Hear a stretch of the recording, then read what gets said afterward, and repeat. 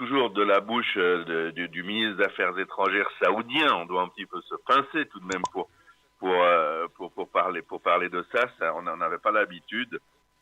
Il parle de l'instauration d'une coexistence amicale avec Israël, d'une camaraderie.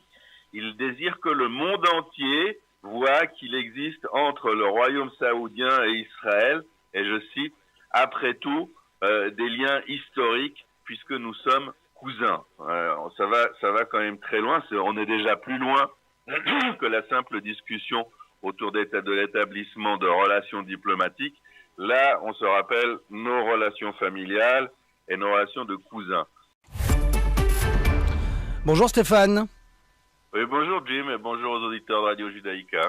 Alors Stéphane, on va passer avec vous, comme tous les vendredis, nos auditeurs sont maintenant bien habitués, l'actualité israélienne et l'actualité internationale en revue. On va commencer par l'actualité israélienne et internationale.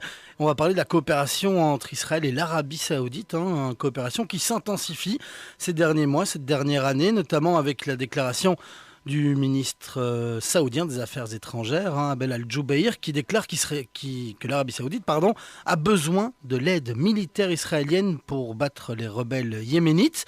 Alors, tout d'abord, Stéphane, à quel point Israël est mêlé dans ce conflit au Yémen ?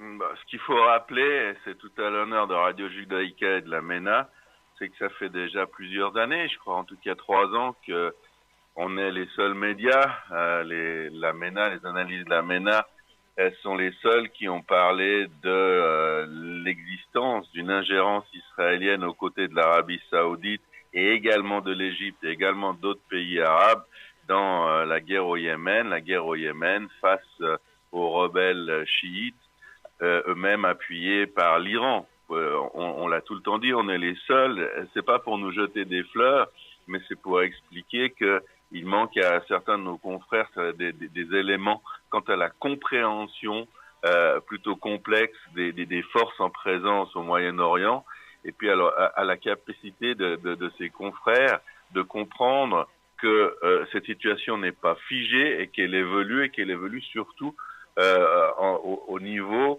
et en réponse aux menaces que les divers blocs, les divers pays ont à se confronter, avec lesquels les divers pays ont à se confronter.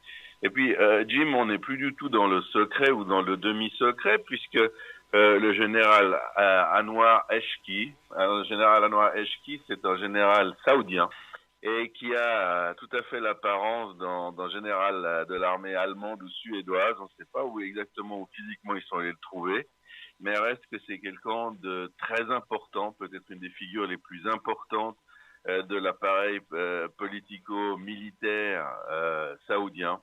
Et ce général à la retraite, il est très jeune mais il est déjà à la retraite, Anwar Eshki, était la semaine dernière en Israël officiellement avec une importante délégation d'une entre 15 et 20 personnes, et ils ont rencontré leurs homologues israéliens, les représentants du gouvernement israélien, les représentants de l'opposition israélienne, les représentants des partis arabes israéliens, et ils ont passé plusieurs jours ici ouvertement en discutant des possibilités de l'amélioration des relations entre l'Arabie Saoudite et Israël d'une part, mais ils ont parlé aussi beaucoup des solutions, et notamment de la solution à 2 États entre Israël et l'Arabie Saoudite, entre Israël, et l'autorité palestinienne. Seulement, on n'y croit pas beaucoup ici à la MENA. On pense que c'est de la décoration, que c'est un emballage, et que ce qui intéresse réellement les Saoudiens, c'est ce sur quoi vous avez ouvert notre entretien, et c'est le besoin qu'ils ont de l'assistance israélienne pour combattre ces fameux rebelles yéménites. Alors l'assistance jusqu'à maintenant, c'était surtout au niveau des drones et des conseils, mais il semble, Jim, que cela ne suffise pas, que les Saoudiens, qui ont quand même une armée très imposante, une aviation au nombre des appareils très conséquente, eh bien, il semble qu'ils n'arrivent pas à percer, qu'ils n'arrivent pas à bouter ces rebelles, à mater cette rébellion au Yémen, et ils ont besoin d'une implication plus importante des Israéliens dans ce conflit. Et c'est ce que ce ministre des Affaires étrangères, Adel Al-Jubair, nouveau ministre des Affaires étrangères, est allé dire au Qatar et aux Émirats arabes unis. Il allait expliquer à ses interlocuteurs d'abord qu'il devait envoyer des forces pour aider les Saoudiens à faire face aux rebelles, et puis ensuite qu'il devait s'habituer à une présence de plus en plus importante des Israéliens qui sont, selon les dires d'Al-Jubair, repris par une agence de presse qatari, la plus importante, la Qatari News Agency. Eh bien, Al-Jubair a dit à ses interlocuteurs que les Israéliens étaient hautement qualifiés pour ce genre d'opération. Il parlait vraisemblablement de l'armée de l'air, qu'il en avait parlé au roi Salman et que les Saoudiens envisageaient justement de rendre publique cette aide israélienne. En fait, c'est une annonce d'après les vendanges parce que ils sont en train de parler de quelque chose qui existe déjà et déjà depuis longtemps, mais ils sont obligés d'en parler à cause de la nécessité d'augmenter, d'accroître encore cette présence israélienne.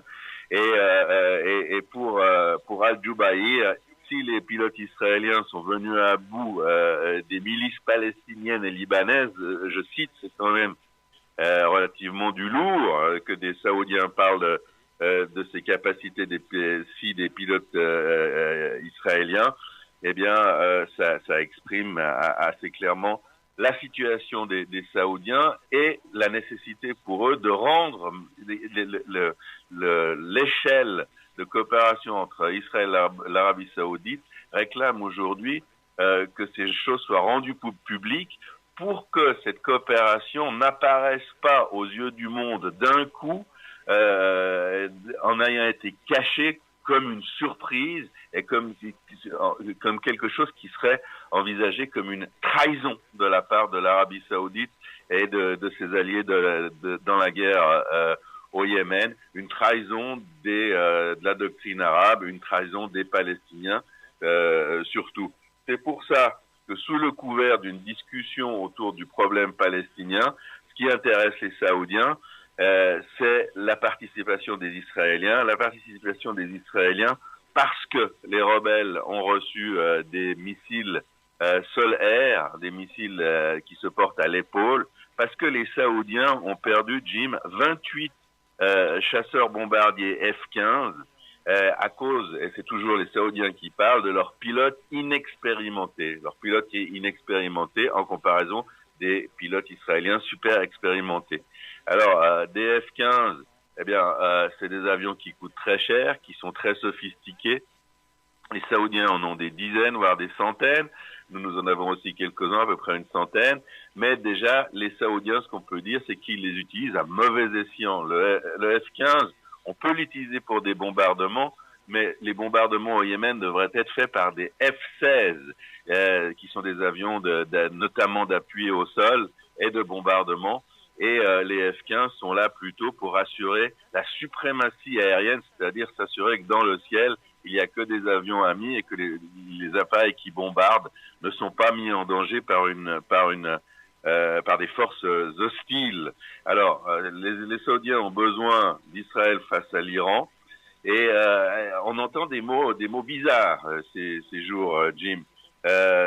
Toujours de la bouche du ministre des Affaires étrangères saoudien, on doit un petit peu se pincer tout de même pour parler de ça, on n'en avait pas l'habitude.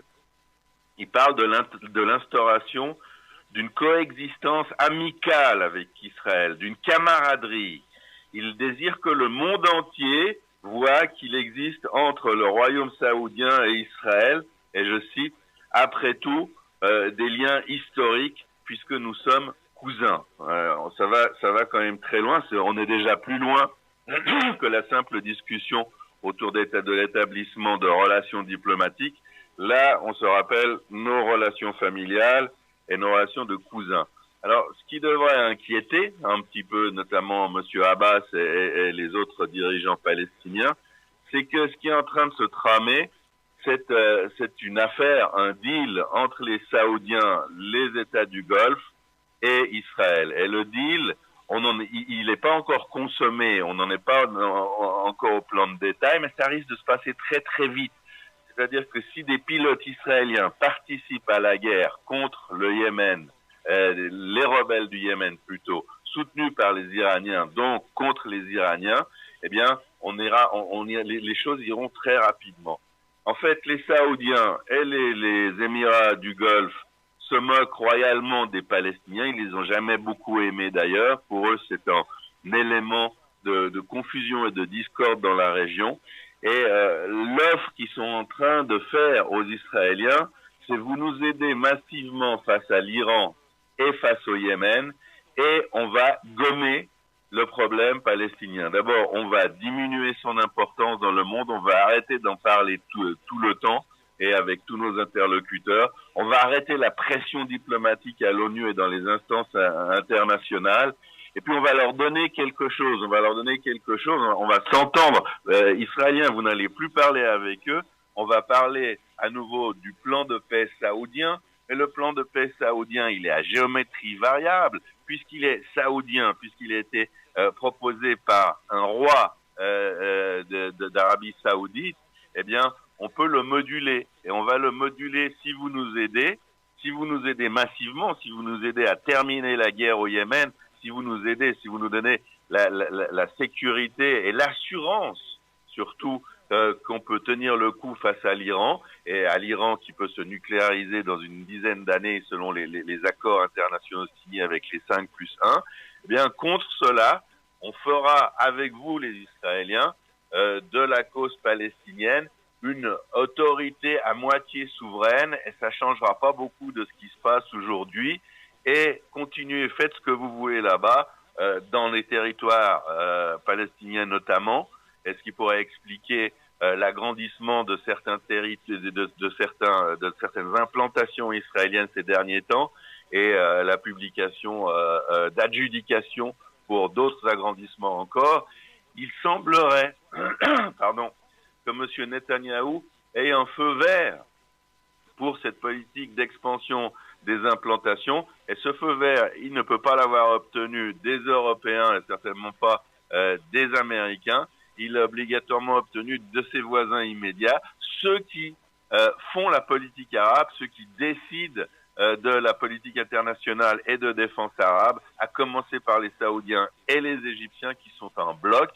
Et à notre avis ici, c'est que sans le blanc-seing de ce bloc-ci, eh bien, Netanyahou ne se livrerait pas aussi librement qu'il le fait à l'extension des implantations. C'est très intéressant, c'est un changement de rapport de force, et c'est le début de l'abandon par ces grands blocs arabes sunnites de la cause palestinienne, telle qu'on l'a connue, en tout cas, Jim, jusqu'à maintenant.